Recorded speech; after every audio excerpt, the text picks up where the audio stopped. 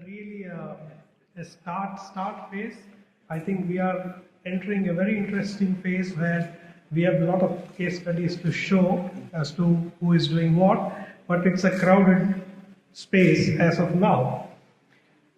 But I'm trying to see what type of industries are attracting startups, and you can see that there are some very familiar industries across countries. I'm looking at GCC here, and I'm looking at industries like travel, entertainment, transport, logistics, online retail, which is a very powerful sector, fintech, online education, online recruitment, and healthcare. So you see that you can see a very diverse set of industries coming into the startup ecosystem.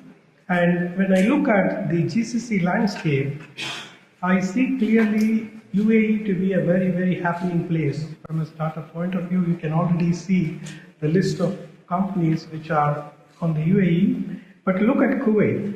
Kuwait is not far behind. We have so many names in Kuwait across sectors. So they are not just one or two industries that are operating in Kuwait from a startup point of view. So it is a fairly competitive, happening, crowded space as we speak today. You can also see that mainly the startups come up thanks to incubators and accelerators. And Kuwait is not that high when it comes to incubators and accelerators. I can especially see Egypt, Morocco, and UAE being very active on incubators and accelerators. This probably will give you an idea going forward as to what type of successful startups can come, because almost all good success stories start at an incubator or an accelerator. So the more the incubators and accelerators, the better the results are from an investment point of view. One interesting observation that I would like to make is that how technology is overlapping probably everything that we do today. If you rewind about a decade back, just before the financial crisis, the whole world was obsessed with financial services. People wanted to go to business school to study finance. Investment banking was the highest paying industry. So financial services and banking was the buzzword. Last 10 years, I think that has given way, and the umbrella now has become technology. Technology has probably overtaken every theme that you can imagine. This is a very powerful example here, which shows how much time each of these took to gain 50 million users. For example, let me start with airlines. Airline is a very old industry, but it took 68 years for airlines to reach a 50 million user threshold. And if you come to the last one, which is the Pokemon game, the Pokemon game took only 19 days to get 50 million users. So what took 68 years for airline industry, a game could achieve in 19 days. And you can see how enveloping technology is through this example. So today we are a bit confused. Even traditional industries are morphing into technology companies, and you cannot remove technology from anything that we do. And that is where the startup ecosystems connect gets so powerful to understand. As we step into the future, I think this umbrella of technology is going to redefine probably everything that we do and everything that we produce and everything that we sell. So whatever we do, if we don't have a technology slice to it, we are going to go backwards, and that is the hardest part, is to find or differentiate companies with a technology moat. Let me give you a quick example of banking industry.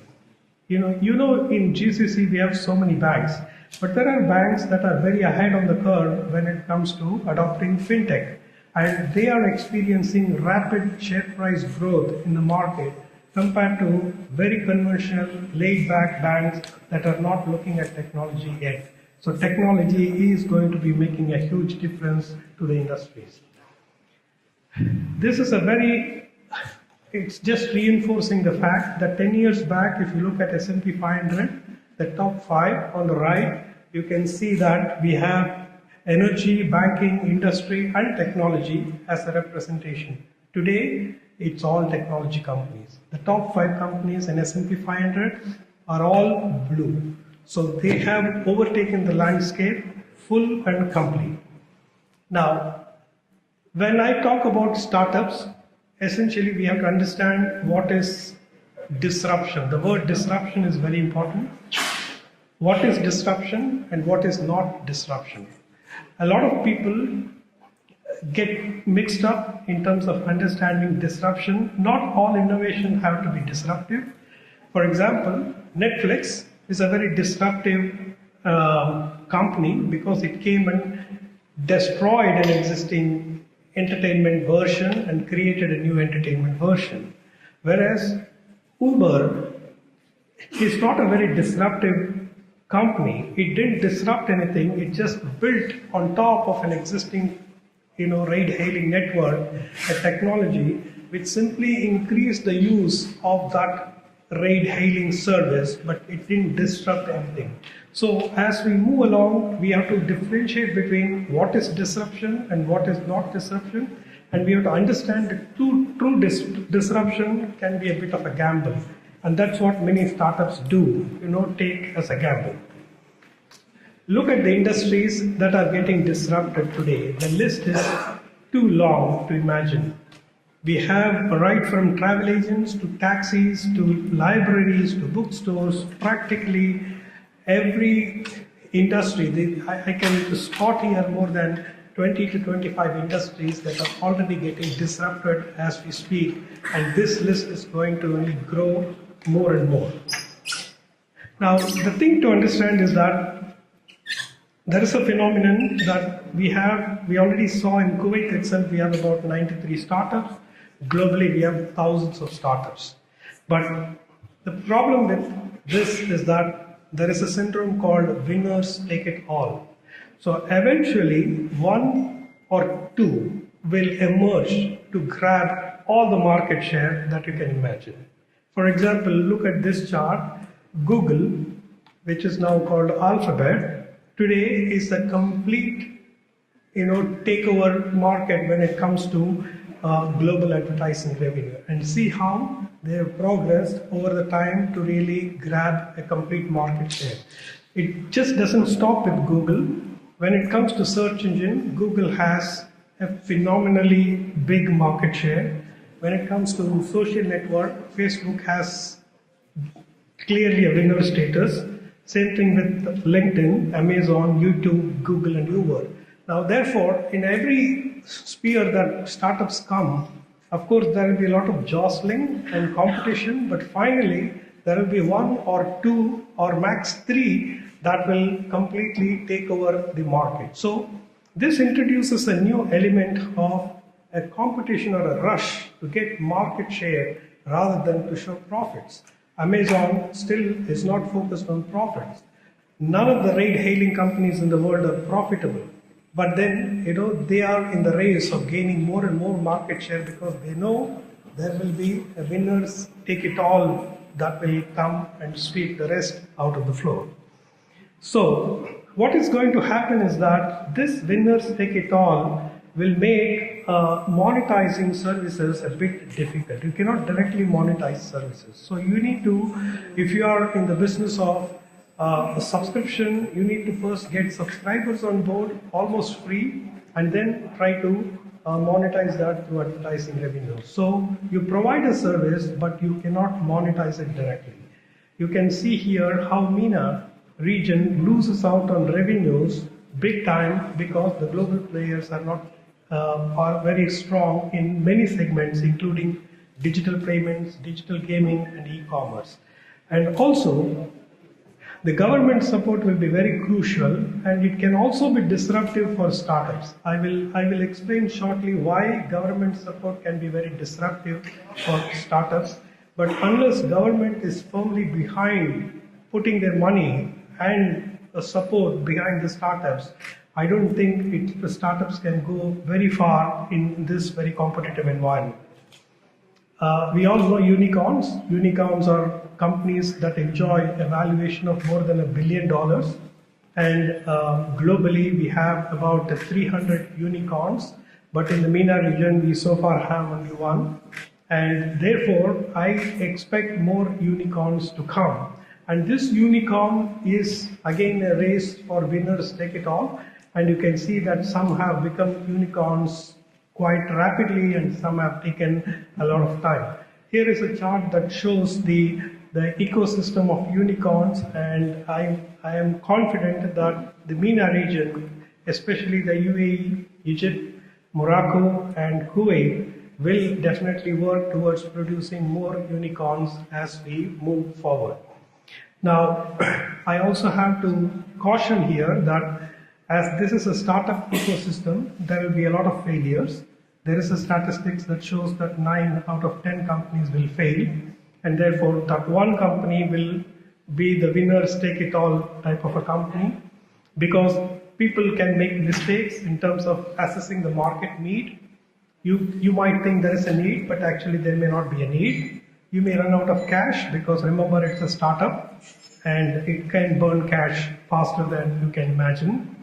It is always difficult to get the right team in place for a startup, and it can easily be competed away. New competition can come and just kill your model in no time. The speed with which you came up with an idea, the same speed a competitor can come and just kill you.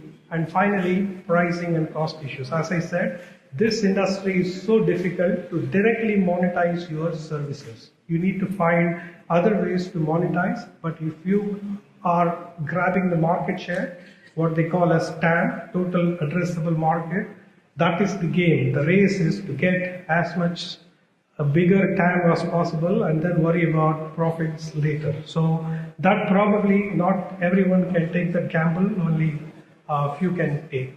But I also noticed that since 2008, the investment interest in startups have increased manifold. The number of venture capital firms have increased from 9 to about 145, which I think is a great story to bank on. Definitely we have more people with cash ready to invest if the idea is very good. And at the same time, we need to also think of the next level of funding challenge, which is exits. So if there is no proper IPOs and exits and valuation realization for existing investments, it will get harder for new ideas to compete and get it. The final pot shot, as I say, you must be observing what is happening in Spain. Yesterday there was a huge protest on the streets. Thousands of taxi drivers came and blocked the traffic because they were so disappointed with the government not stopping the ride-hailing services that have practically killed the market. So when I made the point that government support is the key to the growth of the industry, government will also have to worry about the impact of disruption. This is a very important point to note because startups and technology can bring a new service at a price point that can be unbelievable, but it can also destroy jobs. And in region where jobs are a very crucial agenda for the government, so the government will have to play the balancing act of how new jobs are created vis-a-vis the jobs that are destroyed. So they have to play a balancing role, and this Spain case study is a great case study for us to understand how the growth cannot be just one way, but it will face a lot of hurdles, including government regulation that can put a brake on the speed with which you can go. As I said, I'm not a practitioner of startups. I'm only observing as an outside person, and I do see that Kuwait is bustling with activity when it comes to startups. We have a lot of successful startup case studies to show, but I feel that it's just a tip of the iceberg, and we have so much to experience as we move along. Thank you.